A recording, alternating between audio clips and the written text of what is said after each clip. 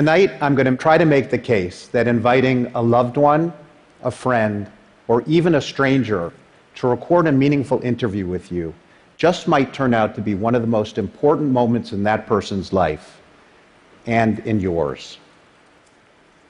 Over the next 15 years, I made many more radio documentaries, working to shine a light on people who are rarely heard from in the media. Over and over again, I'd see how the simple act of being interviewed could mean so much to people, particularly those who'd been told that their stories didn't matter. I could literally see people's backs straighten as they started to speak into the microphone. In 1998, I made a documentary about the last flophouse hotels on the Bowery in Manhattan. Guys stayed up in these cheap hotels for decades. They lived in cubicles the size of prison cells, covered with chicken wire so you couldn't jump from one room into the next. Later, I wrote a book on the men with the photographer Harvey Wang. I remember walking into a flophouse with an early version of the book and showing one of the guys his page. He stood there staring at it in silence.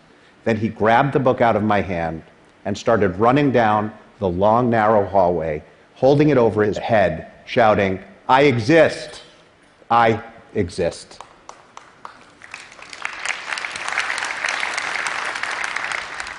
In many ways, I Exist became the clarion call for Storycorps, this crazy idea that I had a dozen years ago. The thought was to take documentary work and turn it on its head. Traditionally, broadcast documentary has been about recording interviews to create a work of art or entertainment or education that's seen or heard by a whole lot of people. But I wanted to try something where the interview itself was the purpose of this work, and see if we could give many, many, many people the chance to be listened to in this way. So in Grand Central Terminal, 11 years ago, we built a booth where anyone can come to honor someone else by interviewing them about their life. You come to this booth and you're met by a facilitator who brings you inside. You sit across from, say, your grandfather for close to an hour and you listen and you talk.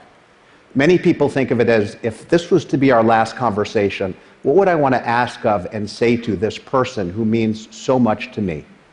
At the end of the session, you walk away with a copy of the interview, and another copy goes to the American Folklife Center at the Library of Congress, so that your great-great-great-grandkids can someday get to know your grandfather through his voice and story.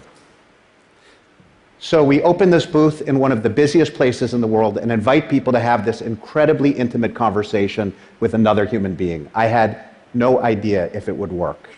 But from the very beginning, it did. People treated the experience with incredible respect, and amazing conversations happened inside. So here is my wish, that you will help us take everything we've learned through Storycorps and bring it to the world, so that anyone, anywhere, can easily record a meaningful interview with another human being, which will then be archived for history. How are we going to do that? With this. We're fast moving into a future where everyone in the world will have access to one of these, and it has powers I never could have imagined 11 years ago when I started Storycorps. It has a microphone, it can tell you how to do things, and it can send audio files. Those are the key ingredients. So the first part of the wish is already underway. Over the past couple of months, the team at Storycorps has been working furiously to create an app that will bring Storycorps out of our booths so that it can be experienced by anyone, anywhere, anytime. Remember, Storycorps has always been two people and a facilitator helping them record their conversation, which is preserved forever. But at this very moment, we're releasing a public beta version of the Storycorps app. The app is a digital facilitator that walks you through the Storycorps interview process, helps you pick questions, and gives you all the tips you need to record a meaningful Storycorps interview. And then with one tap, upload it to our archive at the Library of Congress. That's the easy part, the technology. The real challenge is up to you, to take this tool and figure out how we can use it all across America and around the world, so that instead of recording thousands of Storycorps interviews a year, we could potentially record tens of thousands or hundreds of thousands or maybe even more. Imagine For example, a national homework assignment where every high school student studying U.S. history across the country records an interview with an elder over Thanksgiving so that in one single weekend, an entire generation of American lives and experiences are captured.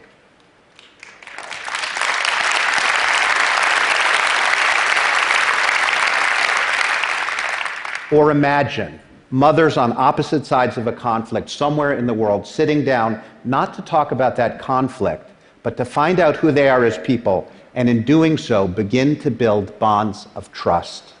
Or that someday it becomes a tradition all over the world that people are honored with a Storycorps interview on their 75th birthday. Or that people in your community go into retirement homes or hospitals or homeless shelters or even prisons armed with this app to honor the people least heard in our society and ask them who they are, what they've learned in life, and how they want to be remembered.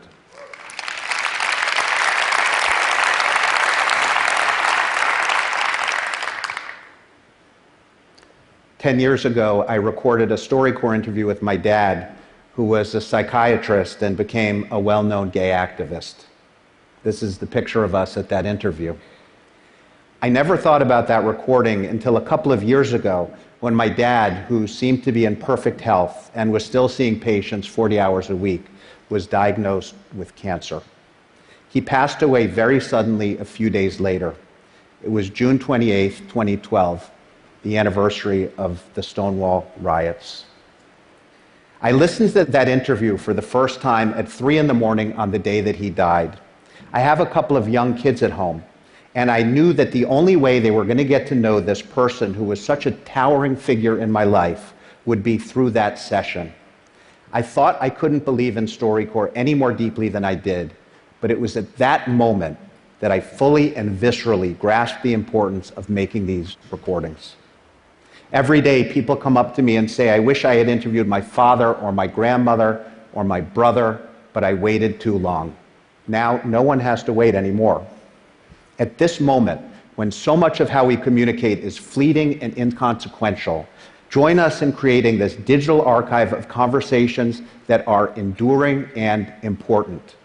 Help us create this gift to our children, this testament to who we are as human beings. I hope you'll help us make this wish come true. Interview a family member, a friend, or even a stranger. Together we can create an archive of the wisdom of humanity.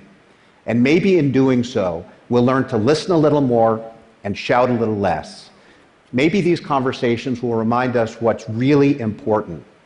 And maybe, just maybe, it will help us recognize that simple truth that every life, every single life, matters equally and infinitely.